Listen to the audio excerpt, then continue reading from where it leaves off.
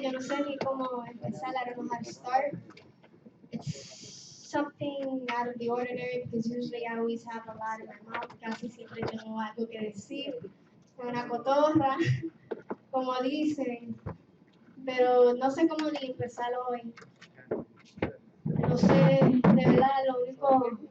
Voy a pedirle que si, antes de empezar cualquier cosa, si tienen celulares, o por favor lo pongan en privación o que lo apaguen.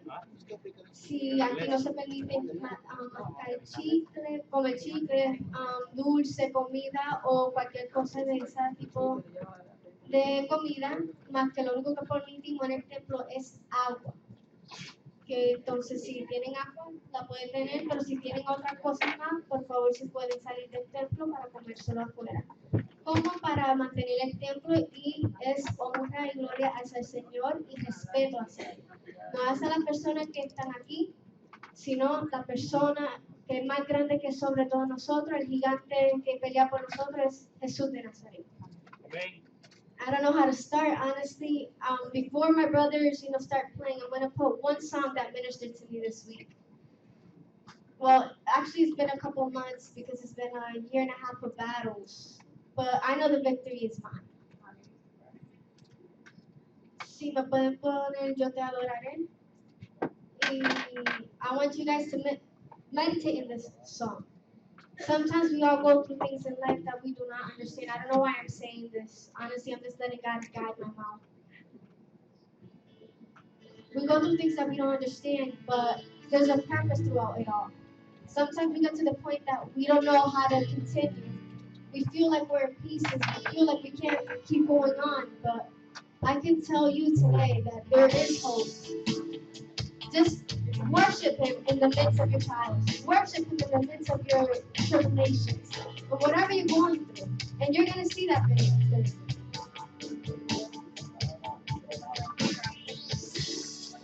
Empujaron con violencia y en el camino tropecé, pero no me postraré, solo tu nombre adoraré. La carga más aumenta, también aumentará mi fe.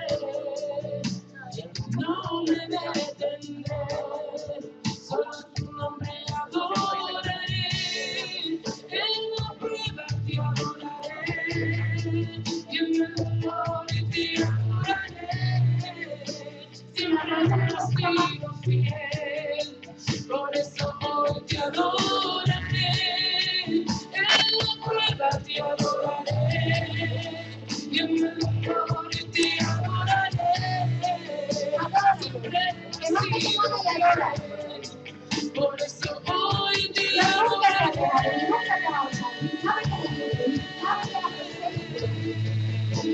Hoy te adoraré.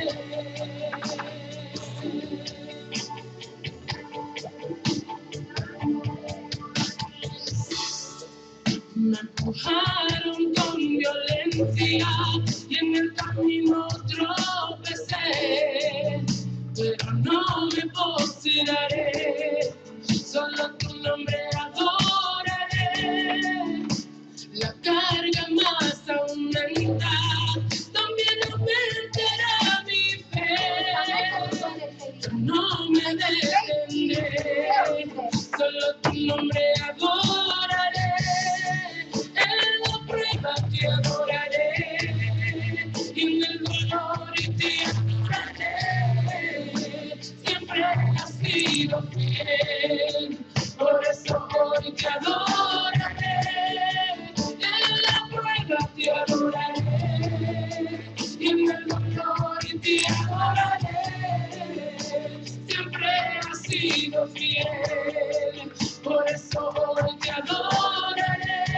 Te adoraré, te adoraré, te adoraré, yo te adoraré. Tú siempre has sido fiel, por eso hoy te adoraré. Te adoraré, te adoraré, te adoraré, yo te adoraré.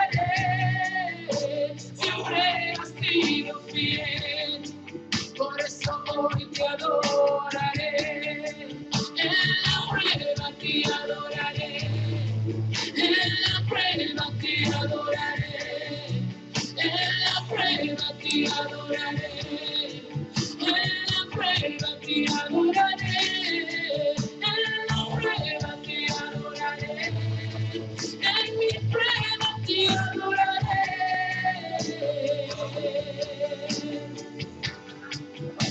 Siempre has sido fiel.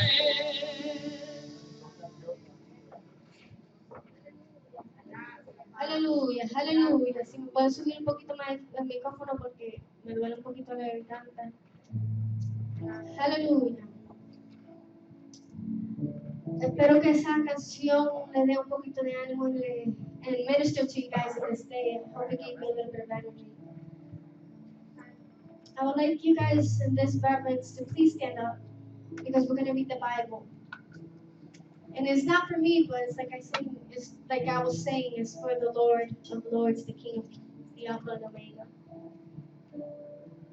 Just honestly, I really don't know what to say here today. I had this preaching a while back and I didn't know why. And God led me to give it to them. It was supposed to be last Sunday, but things changed. God knows everything because everything is in His perfect timing. And it was for today. And honestly, I just don't know how to start, but I just asked the Lord to use me, that I may be an instrument for Him to be ministering to you guys. I would like to ask you to please open up your Bibles in 1 Samuel chapter 7. We're going to be reading verse 2 to 12. Then we're going to jump and just read verse 14. Chapter 7, verse 2 to 12. Then jump from 12 to 14. If you guys have it, please say amen. Any of you that do not have any impediment, any sickness, if you guys can please stand up, the children as well, as reverence. If you guys have it, whoever has it, please say amen. Amen. And read in the name of the Father, the Son, and the Holy Spirit, and the people say, Amen. can I hear that one more time? In the name of the Father, and the Holy Spirit, the people say, Amen. that's the way I like it. And it came to pass, while the ark abided in Kerry had, oh God, help me. I'm a little bit nervous. And it came to pass, while the ark abided in Kerry,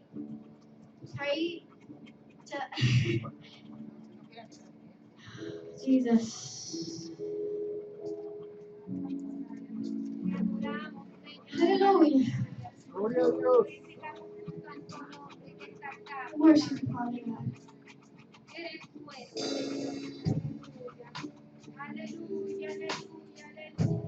Kerry, Jatham, Hiram. The time was long for it overdue to be in the house of the Lord. 20 years. Israel, and all of Israel lamented after the Lord.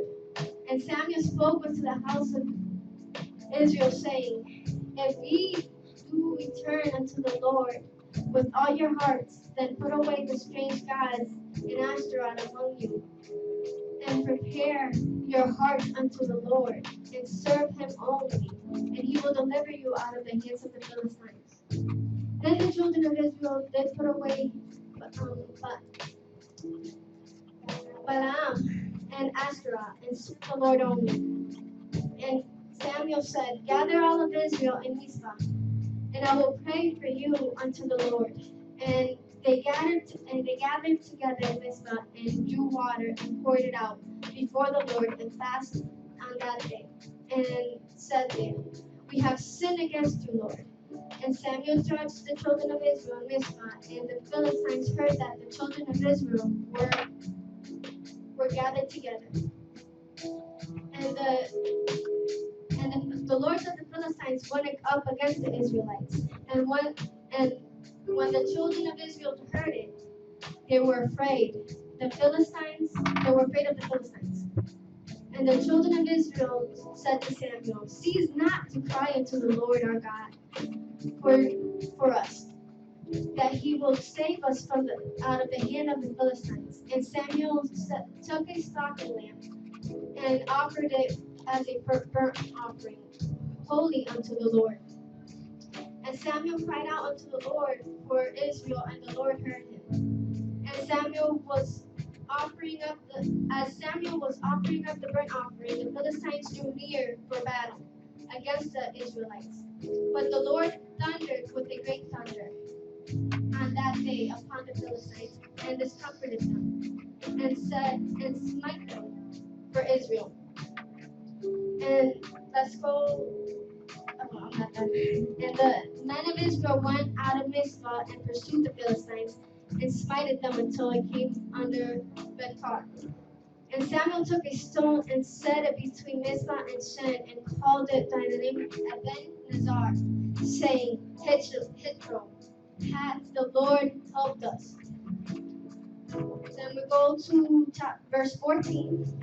And the cities which the Philistines had taken from Israel were restored to Israel, from Ekron even unto Gath. And the coast therefore did Israel deliver out of the hands of the Philistines. And there were peace between Israel and the Amorites. In this same position, let's just close our eyes and bow our heads, because we're going to present the word at this moment. Father God, I come before you in this moment, Father God, as your servant that you have pleased to be here, as have me to be here this day, Father God. You know my heart, you know my mind, you know everything about me. I ask you to please take this word that you have put in my heart and in my mind and in my hands in this moment to be blessed upon these people, that may it minister to them, Father God. Because your word is more meaning than a double-bladed sword, Father God. I ask you to please do your will and not my own, Father God, because I am nothing. I am not just but a person, Father God, that is here and has failed you each day. Take control of my mind, of my heart, my eyes, my lips, Father God, my mouth, everything, and my ears, Father God. Let it be you using me. Let it be your instrument in this day. I cast out all fear. I cast out any spirit that's trying to destroy, Father God, this church, and is trying to distract anyone in this day, Father God, because your word shall be heard. As in Psalms 50 says, my word shall go forth and shall not return void, Father God. And it shall accomplish for what I have sent it out to do. I ask you in this moment to do that, Father God. Let it be you in me, Father God. If it was me, Father God, honestly, I would honestly fail you once more. But I know with you, everything is perfect, Father God. You make everything perfect, Father God.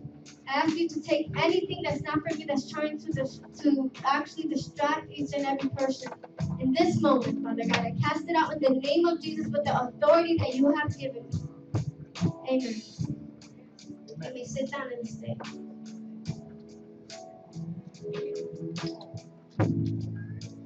The reason this word came into my hands was because in the youth class that we're studying the first book of Samuel and the second as well. And we had to read the chapter 7 for the other class for the next week. And as I was reading, something became in my heart that I cannot comprehend, I cannot explain, that I had to start writing down. And God kept giving me this word. And I'm like, God, what is going on? I don't know what's happening. And then out of nowhere, I didn't know how to actually explain it. The next week when we were speaking about it, all the words that I was writing down, my amazing brother-in-law was actually saying it to my face. It was kind of like a confirmation saying it's me that's telling me. I want to touch a few points, topics. The title of this is it's time to take out your baladas. It's time to take out your gods, basically. As a subtitle, reflect in yourself and find what it is. As we read in verse 2, it took the Israelites 20 years to put the Ark of the Covenant where it rightfully belonged, which was in the house of God. It took them 20 years to realize there was something wrong within the people. It took them 20 years to realize there's something that's going on because there's something that's not letting the blessings of God come into my life. Because the thing is, when you have everything set and everything is in its place within the Lord, everything's going to be fine. There's going to be trials, of course. But the thing is, God's covering will be upon you.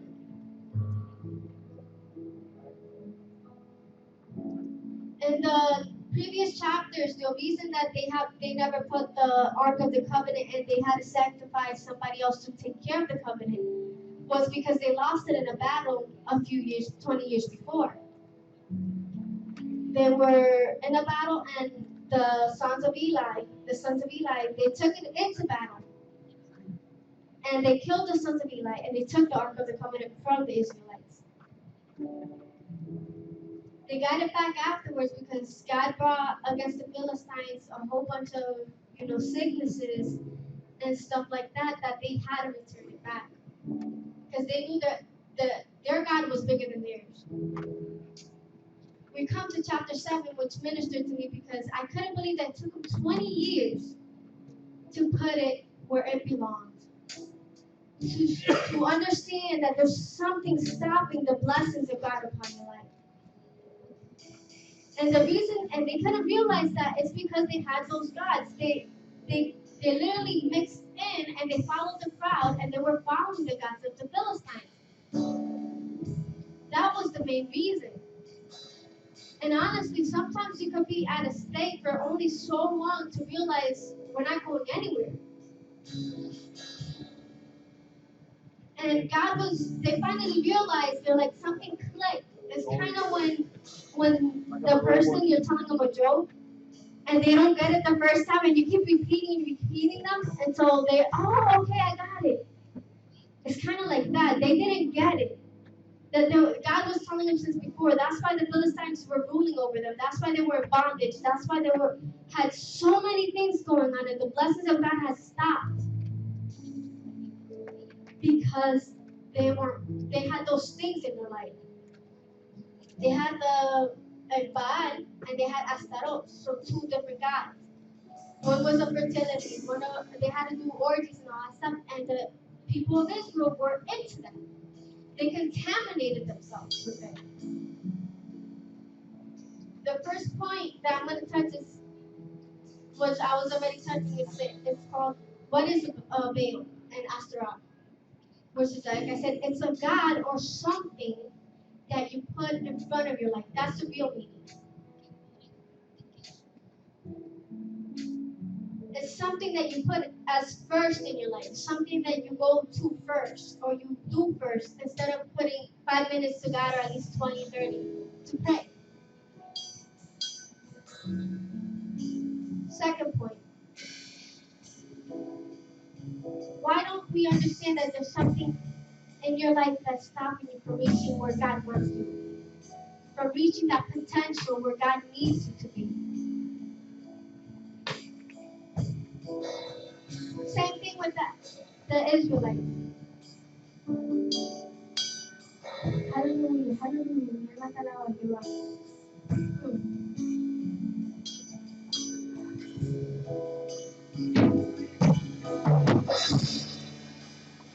Hallelujah. It took them 20 years as we sing that song. You know what? I'm going to tell them more like a story. It took 20 years to know where the Ark of the Covenant, where it belongs. They come, finally go to Samuel, which was a young prophet at that time, the only one that has maintained himself faithful to the Lord for all those years. And they spoke to Samuel, we need God. We need to change our lives, basically. And I'm paraphrasing right now, I'm just telling you my way. And Samuel comes, oh, okay, you want to do that? What you need to do, you need to take out those gods that are in your life. You need to take out those things that's not letting you reach where God wants you to go, to reach your full potential. Take the and turn your heart instead of to the world, change it to the Lord. That's what God was trying to tell them and use Samuel to say to them. So they're like, okay, let's do this. So they go, they start worshiping, and they go, and they knew that they were sinning against God and everything. And Samuel was like, you know what? I want all of Israel to come to the mountain of Mizpah. Mizpah is a mountain. Significa, it means mountain of stones, or a mountain of a path. I was like, wow, because I look at the definitions. So they all go there, and what did they do? They took a barrel of water, they poured it out, and they started crying unto the Lord, and they started calling out to God. What the barrel of water means, and they poured it out, that means they were washing themselves from their sins. They were literally, it was something representing spiritually and physically that they knew that they had to be clean before God. That they had to literally take any dirt that was on them that wasn't pleasing before God, that represents anything in your life. It could be sin, trials, that we put our minds to the most.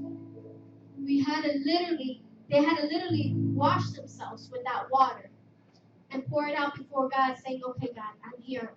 Clean me. And I want to change my life. Amen. They cried out to the Lord at that moment in the mountain. They said, Lord, we know we have sinned against you. We know we have done so many things, but we ask you to please help us. They were going through a trial right there because the thing is, they were under the judgment of the Philistines for so long. Because the thing is, they turned their back against God another time. When you leave God's presence, when you leave God's timing, when you leave literally what He wants for you, I'm sorry to say this, but He's not going to be backing you up 100% or at all. He's going to let you learn your lessons because sometimes we think ourselves that we're able to do this on our own. Oh no, I'm 20 something years old and I know what I'm doing. But once you do it, you know, oh wow, I should have listened to my pastors. I should have listened to this person. And God is telling you over and over again, don't do it. But the Philistines, took over the Israelites, and the Israelites didn't listen to the Lord, to the prophet of the Lord. So they were actually wanting to get out of the bondage. They wanted to get out of that, that lifestyle. So they were calling out to God. What happens? The Philistines found out that the Israelites were all together. What do? The princes of the Philistines come, and they gathered all the army, and they went to declare war against them. It's funny because once I was reading that part, it reminded me of myself, because I can't speak about anybody else but myself. That once you're doing things right, isn't it ironic that all things start rising up? The enemy starts fighting against you, and we don't even understand why. We start feeling our friends leave us. Sometimes we feel our family's not even there, and they're there. We literally start going crazy, and we're crying out to God in the middle of the night. God, why is this happening? I'm trying to do my will for you. And all these things are going crazy in my life. And I don't understand why do I have to go through another trial. I've been through so much as it is. Honestly, I'm going to be transparent with you guys because you guys are my loving church. That's the way I felt. I'm only a person. I'm not no angel or anything. Because if I was perfect and angel, I would be in heaven right now. Trust me. And look at this beauty, I'm just playing. It's a joke. It's a joke. Well, honestly, it's part of life. We go through things that we cannot understand, that it's not meant for us to be understood at the moment, but it's meant for us to learn from it. Sometimes we get so scared because we see all these things rising up. We get so frustrated, we get so angry, we get so drained mentally, physically. It's overwhelming. But at least what I admire from the Israelites, they continued praying. They turned away from what they were doing. They found out that problem. Sometimes we are in the same situation over and over again, and we don't even understand why. It doesn't have to be sin. It doesn't have to be anything, honestly, something big. It could be the most little thing it can be your bad o tu ascarón. It could be that God that you put before God. And honestly, hallelujah. God wants this church to hit the full potential. God has honestly spoken to each and every one of you, and I do not doubt it. And sometimes we hear a prophecy or something that God has talked about us from years back, and we don't see it at the moment. But maybe there's something there that God is telling you today. I want you to hit that potential. I want you to hit that level. But take that that's in you, that God of yours, take it up so I can be with you 100% and be able to take you to your full potential. Sometimes when we come to church and we're happy and we worship and stuff like that, but where's your mind half of the time? Is it here, worshiping and really giving it your all? Or is it, oh, I love something on the stove. Oh, this person, I'm a fan. This person is doing this. This person is doing that. That's not the way the things are. If you have your mind set on God, okay, the trials, I understand that. The Israelites had that army of Philistines literally there to start destroying them. And they literally did not stop worshiping. They put God first because they knew what they had to take out. They knew what was interrupting their blessing. They knew what wasn't able to get them to that place where they needed to go. Because they saw the hand of God years before. They were through the desert in Egypt, through everything in their life, so they knew there was a God up there. They got scared. In moments of our life, we're gonna get scared, yes.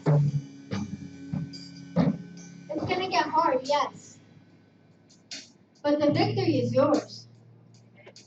Always the good guy wins. And you've seen the vigilante movies and all that stuff, always the good guy wins.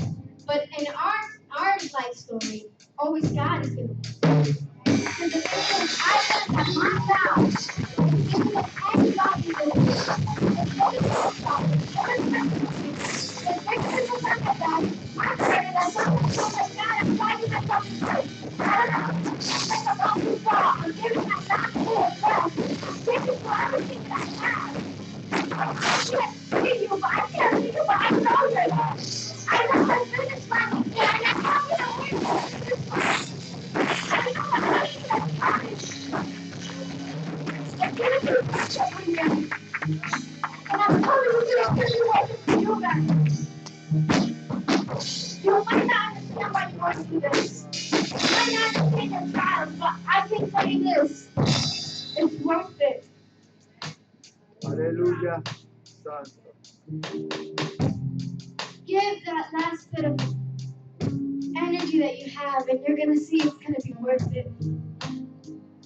The same thing as the Israelites. They were there and they had the army right there. And what did they do? They went to Samuel. They said, okay, come on, let's pray. Talk to God. Because they knew that their God was bigger. What happened? Samuel quickly went and got a lamb. He offered it as a burnt offering, which represents our best of ourselves. God is asking you in this day to give the best in yourself. To offer that part of you that you're not willing to. Because you're like, I want to hold this thing. I want to hold that part of me. I don't want you in there, Lord. Because sometimes we have things in our heart that we think we have literally overcome, and we actually haven't. And that's what he's asking you to give today. That burnt offering, honestly, God made me understand and ministered to me. It's the best in yourself. Once they offered it up, what happened? God heard their cry. God heard their praise. And what did he do? He started thunder. And what happened? The Philistines really got scared and he smited a lot of them. And what's amazing that the Israelites, instead of saying that, oh, okay, God is doing the work, no, what they did, they went after them and they finished the job. Sometimes, okay, God can only do so much, but sometimes we have to do things for ourselves. We have to want this. You have to want your calling. You have to want the Lord. You have to want His presence on Sunday, on Monday, on Tuesday, on Wednesday, on Thursday, on Friday, on Saturday. Because if you want to change in your life, you have to want it. You have to go after it and destroy the enemy. Don't stay sitting down because if you stay sitting down, honestly, the enemy will destroy you. You need to get up and fight. That's what the Lord literally was telling me.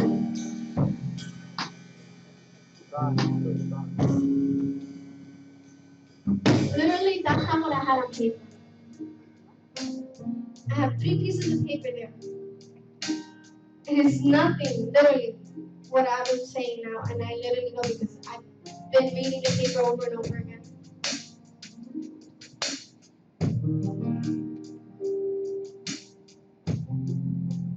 God will give you that victory, like He did with the Israelites. He will give you that victory. The thing is, He's going to destroy a lot of people in your way, but the thing is, there's always another battle coming where they need to go out and fight. You need to go out and fight. Because if you let the enemy come at you, and honestly, and you just not doing anything, you're going to be destroyed. That's why the Israelites, they said, no, we're not sitting here. We're not staying in the same place. We're going to go out and conquer. We're going to go out and fight this battle. We're going to go out and fight this battle. We're going to destroy this enemy. Because that's what is for you. I want to be that battle. I'm going to that. And I'm going to go.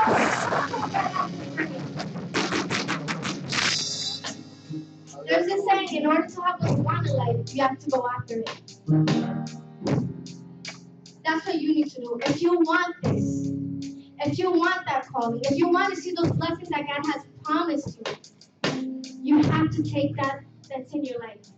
You don't know what it is. Fine. Ask God. God, show me what's my line. Show me what's my aspect. Show me. Because I want to serve you. I want to do what you have called me to. I want to do your will and not my own, Father God. Asking God with all your heart. Like you said, if you turn from those gods, in verse 3, 4, 5, if you turn from those gods with all your heart and you turn it to the Lord, He will deliver you out of the hands of the enemy. But it needs to be from your heart, not from your mind, not by emotion. We don't understand, like I'm saying, I think this preaching was more for me.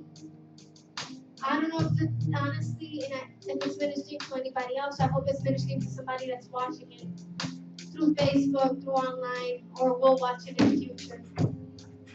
Because there's always a reason that God gives a word to somebody like this. Hallelujah, Señor.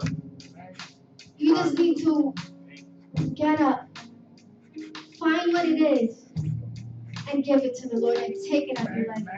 Once you do that, that blessing that you've been longing for, that battle that you think that you're never gonna achieve, because there's gonna always be another battle. It's like battles are like waves. When you go to the beach, I don't know if anybody has gone, if you guys can make it to a beach or something. I like going. I love it. Honestly, it's one of my favorite places. If you see, I was analyzing the waves, and it's my favorite thing. There's always a wave coming after another. It's the same thing with battles in life, with situations, with things that we cannot control. You can't control the waves. You could swim through them and get out of them. And you could go over them. But you cannot control the waves. The same thing with the battles. They're always going to come one after another. But unless you let it overcome you, literally sink you, or you keep fighting, keep swimming against it, you're never gonna overcome anything. But you know what's funny? Once you see that you keep overcoming these waves, the same thing as swimmers. They go. I gave this in North Carolina, and it literally impacted me because I was looking at swimmers because I love swimming and everything. God put in my heart just to look at videos, and when they wanna literally do, they call them triathlons, the swimming, that they swim over 5 miles and stuff like that, or they compete in the Olympics. What they have to do, they have to literally train in the water, but in a special pool that brings waves. Because what that does, literally, it builds their muscles and it makes them stronger to overcome the next wave. They start off slow, and that's how the battles come. They start off slow when you first come to Christ, then they start getting worse. Because when you're doing things right before the Lord, and the enemy knows that you're a great vessel in his hands, the enemy's gonna throw everything he's got at you, literally. But what they do literally is start swimming, and they start swimming. They literally could be there 2 hours and just swim. And when they come out, literally their muscles are sore, but you see how strong they get. The women and the women and the men. And when they get back in, it makes it easier for them the next time they hit that pool. Because the thing is, they're training their body. This is what it is in life. When you hit that first wave, when you hit that battle, and you go through another one, it's going to make you stronger for the next one. Okay, you're going to come at me, enemy, you're going to come with that. You're going to come at me, I'm going to go at you 3 times worse. I'm going to fight to the end. It's going to make you stronger to the point that you're just going to depend on God and you're going to be okay, God. This is happening. And you're going to get tired. Because half of them, they couldn't endure. They got tired, but they didn't give up. They got back in it until they just completed the time that they needed. They did not give up. That's the thing with this. Okay, he comes at me. I'm tired. You could be exhausted. But you got to stay firm. Okay, God, I don't see you. I don't feel you. I'm tired. I don't know what to do, honestly. I'm running out of breath. I feel like I'm going crazy. My mind is going out of control because that happens to a lot of us. Our battlefield is up here. Not only physically and spiritually, but it's in our mind. That's one, honestly, if anybody knows my past, that I've given my testimony, I battled with depression. And all those things will come back in your mind. Depression, loneliness, literally heartbreaks, everything that you could imagine. And you're like, oh my God, God, I literally don't know what to do. But as the Israelites did, that they went out and they finished the job, that's what I'm going to do. And that's what you're going to do. I want you this day to ask the Lord, if there's something in me that I can't reach my potential, I can't reach my ministry, I can't get out of this situation, it's been years or it's been months, and it's been something that I can't, explain. There's something in your life that you're putting before God that's not letting you reach that. The Bible says, look for the kingdom of God first, and everything will be put in its place.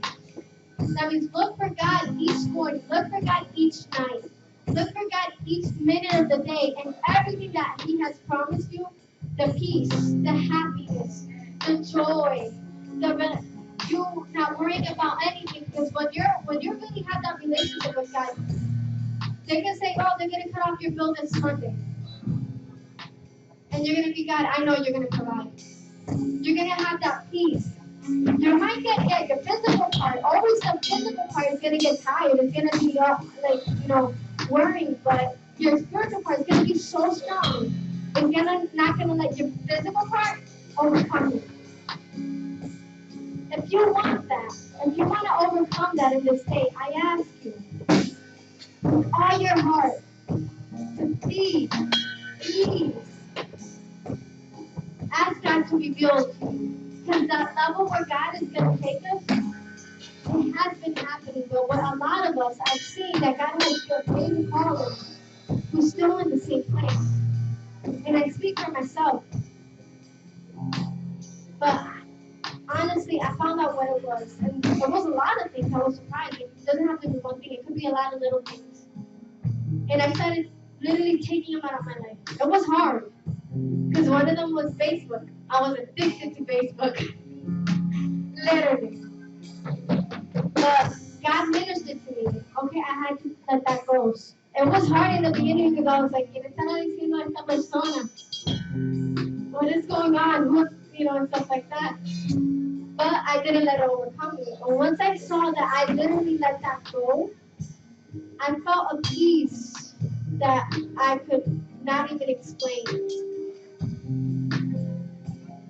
And other stuff which are personal, which is between me and God, He's been working with me in an amazing way.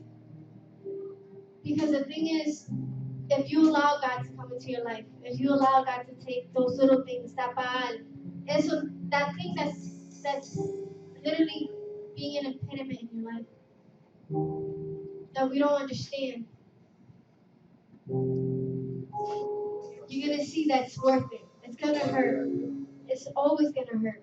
The battles are always gonna be there, but it's worth it. Because me, as a young 21-year-old youth, that honestly out there is literally a jungle.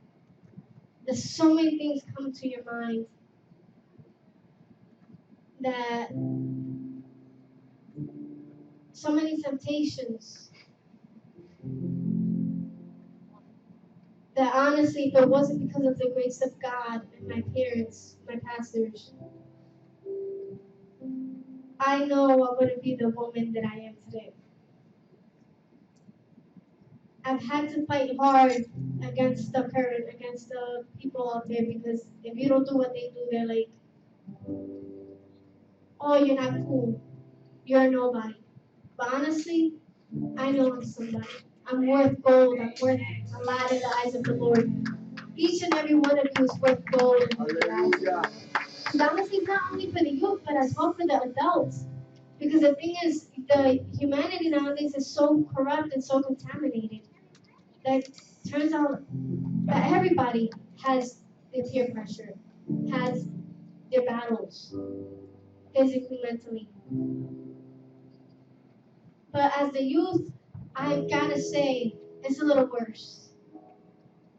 Because there's so many things that you can't even imagine that they offer them without you knowing behind the parents' back that you would be in shock.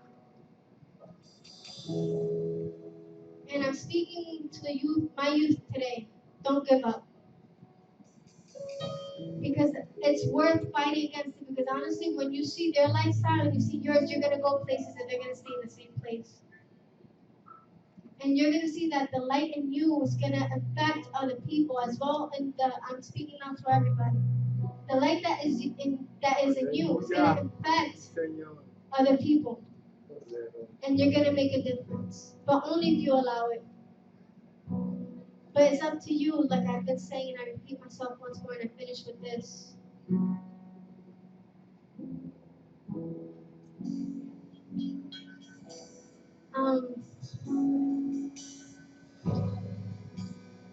It's up to you if you want to take that God in your life. It's up to you if you want to reach that height where God wants you to. I know this is not probably my best preaching, but it's what God has put in my heart. And honestly, God knows everything. When I want to give my best, I give my best. When I want to give my 100%, I give my 100%. If God has ministered to you in this day, and you want to know what's bothering, it's literally that's the impediment in your life. That's not letting you reach or be set free from those things in your life. I ask you to please come to the front. Because honestly, I'm going to be the first one here. Because I know there's a lot more in my life. I'm speaking to you as a pastor's daughter, as a youth, but as a young woman that loves God. I know there's a lot more things that God used to show me in order for me to grow and to reach that level. But I know that He's taking me there little by little. And that's what God wants for each and every one of you. That's why the word says, don't let 20 years pass by. Don't Don't let it be too late to realize that there's something holding you back, that there's something wrong.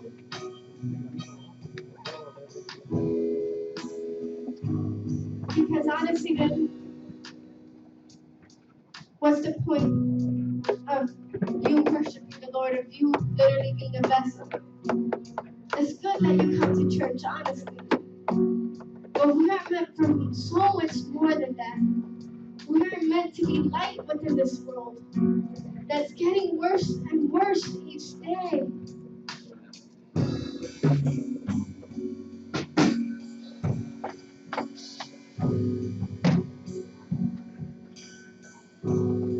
Church, I know you're going to reach that level where God wants you.